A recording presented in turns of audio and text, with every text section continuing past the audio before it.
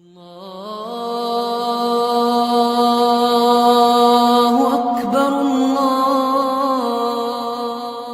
اے محبوب آپ فرمائیے هل تربصون بنا الا احدى الحسنيين، اے محبوب آپ فرمائیے تم ہم پر کس چیز کا انتظار کرتے ہو؟ الا احدى الحسنيين، مگر دو خوبیوں میں سے ایک کا، یعنی یا تو ہمیں فتح و نصرت ملے گی، غنیمت کا مال ملے گا، یا شہادت ملے گی اور مغفرت ملے گی۔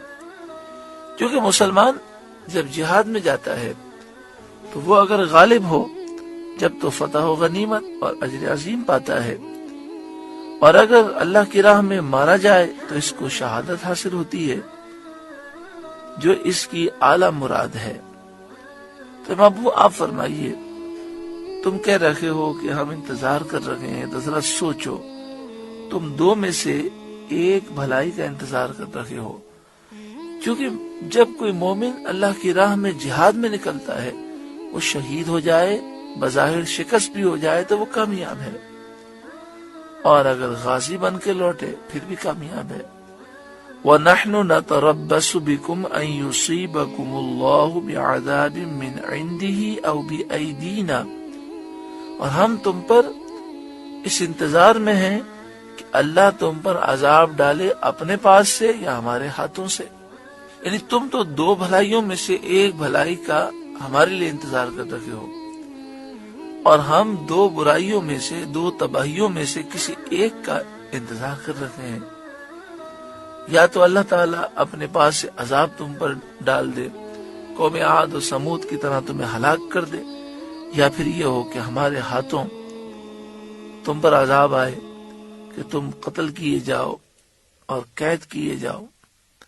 فَتَرَبَّصُوا إِنَّا مَعَكُمْ مُتَرَبِّصُونَ، تو اب راستہ دیکھو، ہم بھی تمہارے ساتھ راستہ دیکھ رہے ہیں، تم بھی انتظار کرو، ہم بھی انتظار کرتے ہیں کہ تمہارا کیا انجام ہوتا ہے۔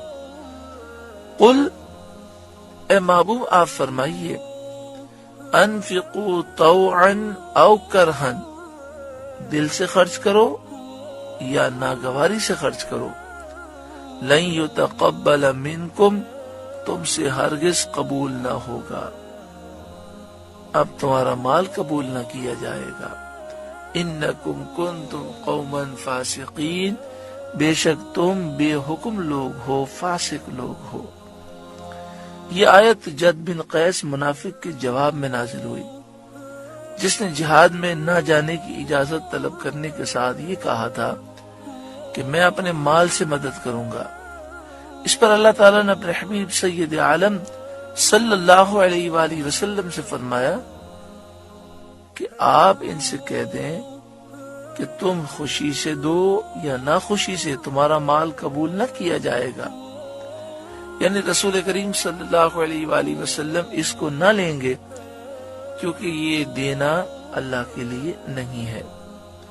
وَمَا مَنَعَهُمْ أَن تُقْبَلَ مِنْهُمْ نَفَقَاتُهُمْ إِلَّا أَنَّهُمْ كَفَرُوا بِاللَّهِ وَبِرَسُولِهِ، اور وہ جو خرچ کرتے ہیں اس کا قبول ہونا بند نہ ہوا مگر اسی لیے کہ وہ اللہ اور رسول سے منکر ہوئے، یعنی چونکہ یہ اللہ اور اس کے رسول کے منکر ہیں اس لیے ان کا خرچ قبول نہیں کیا جاتا۔ وَلَا يَأْتُونَ الصَّلَاةَ إِلَّا وَهُمْ كُسَالَىٰ، اور نماز کو نہیں آتے مگر جی ہارے، سستی کاہلی سے نماز پڑھتے ہیں، کیونکہ لوگوں کو دکھانے کے لیے پڑھتے ہیں، اندر سے نماز کا جوش اور ولولہ نہیں ہوتا۔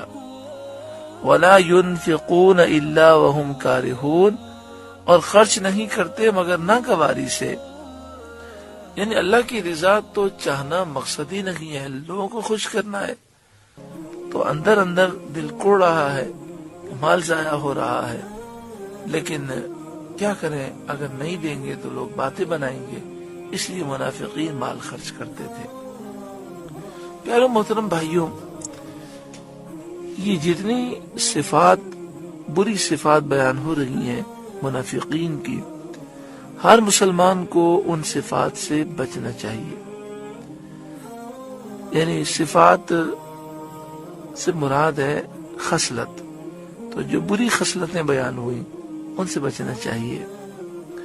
آج لوگ دین کے لیے نکلنے کے تیار نہیں ہوتے، حالات دیکھتے ہیں، اور جہاں لگتا ہے کہ یہاں پر مثلا ریلی ہے اور اس ریلی میں ہم جب جائیں گے تو تصویریں بھی خوب بنیں گی اور ہماری واہ واہ بھی بہت ہوگی اور کوئی قسم کا کوئی ٹینشن بھی نہیں ہے، تو بہت سے لوگ چلے جاتے ہیں. لیکن جہاں معاملہ یہ ہوتا ہے کہ ہو سکتا ہے پولیس لاٹھی چارج کر دے، ہو سکتا ہے گرفتاریاں ہو جائیں، تو پھر دین کے لیے ریلی میں نکلنے کے لیے بھی لوگ تیار نہیں ہوتے. یعنی حالات دیکھ کر وہ فیصلہ کرتے ہیں. صحابہ کرام علیہم رضوان فیصلہ کرتے تھے اللہ اور اس کے رسول کے حکم پر. جب دین کے لیے نکلنے کی ضرورت ہے تو وہ نکل پڑتے تھے. لیکن منافقین اندازہ کرتے تھے کہ ابھی نکلنے میں ہم نکلیں گے تو فتح ہوگی کہ شکست ہوگی. اگر فتح ہوگی تو جانا چاہیے، خوب مال غنیمت بھی ملے گا اور ہمارا نام بھی ہو جائے گا کہ ماشاءاللہ جہاد میں گئے تھے. اور جہاں ایسا لگے کہ نقصان ہوگا تو نہیں جاتے، کوئی نہ کوئی بہانہ کر لیتے ہیں. پھر اگر فائدہ ہو جائے تو بڑا افسوس کرتے ہیں کہ ہم تو سمجھے تو نقصان ہوگا، اور اگر نقصان ہو جائے تو آپس میں خوش ہوتے ہیں کہ اچھا فیصلہ ہو گیا. یہ منافقین کے انداز ہے، یہ ان کے طریقے ہیں. اور پھر یہاں یہ بیان کیا گیا کہ منافقین نماز سستی سے پڑھتے ہیں کیونکہ ان کا مقصد اللہ کی رضا ہے نہیں. تو آج دیکھیں اگر ایک مسلمان نماز ادا کرے اور اس کے دل میں یہی نیت ہو کہ اگر میں نماز نہیں پڑھوں گا تو لوگ کیا کہیں گے، یا میں اچھی نماز پڑھوں تاکہ لوگ میری واہ واہ کریں، تو وہ نماز میں چونکہ اندر سے لذت نہیں ہے تو نماز بوجھ ہوتی ہے. بس جب تک لوگ دیکھ رہے ہوتے ہیں وہ بناوٹ کرتا ہے، جب لوگ نہیں دیکھتے تو اسے نماز کی پرواہ بھی نہیں ہوتی. اور اسی طرح اللہ کی راہ میں خرچ انسان کرے، مقصد یہ میرا رب راضی ہو جائے، میرا رب دیکھ رہا ہے، اس میں خرچ کرنے میں بڑا مزہ آتا ہے. لیکن اگر خرچ کرے انسان لوگوں کو دکھانے کے لیے تو اندر سے ناگواری ہوتی ہے، مگر لوگوں کو دکھانے کے لیے خرچ کرتا ہے.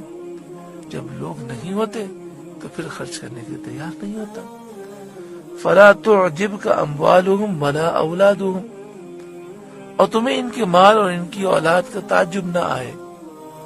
یعنی یہ جو کافروں کو مال اور اولاد دی گئی ہے اس پر تعجب نہیں کرنا چاہیے، بلکہ افسوس کرنا چاہیے کہ یہ جب مومن نہیں تو ساری چیزیں بیکار ہیں.